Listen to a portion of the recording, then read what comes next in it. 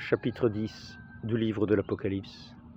Je vis un autre ange puissant qui descendait du ciel, vêtu d'une nuée. Sur sa tête était l'arc-en-ciel. Son visage était comme le soleil et ses jambes comme des colonnes de feu.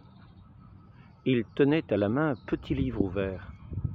Il posa le pied droit sur la mer et le gauche sur la terre, et il cria d'une voix forte, comme rugit un lion. À son cri, les 7 tonnerres firent entendre leur voix. Quand les 7 tonnerres eurent parlé, j'allais écrire, mais j'entendis du ciel une voix dire « Ferme d'un sceau ce qu'ont dit les 7 tonnerres, et ne l'écris pas. » Et l'ange que j'avais vu debout sur la mer et sur la terre leva la main droite vers le ciel.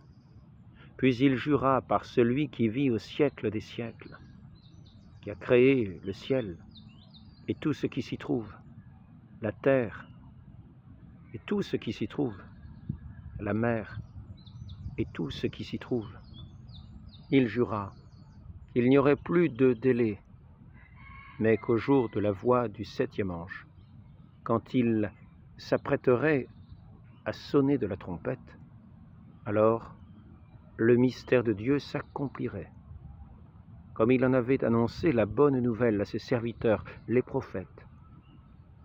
À la voix que j'avais entendue venir du ciel, me parla de nouveau en ces termes. « Va, prends le petit livre ouvert dans la main de l'ange qui se tient debout sur la mer et sur la terre. » J'allai vers l'ange en lui disant de me donner le petit livre. Et il me dit, « Prends-le et avale-le.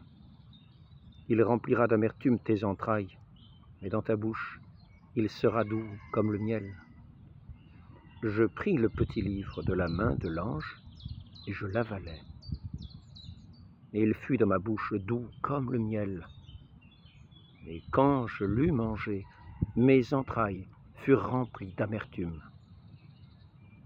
Puis on me dit, « Il faut que tu prophétises de nouveau sur beaucoup de peuples, de nations, de langues et de rois. »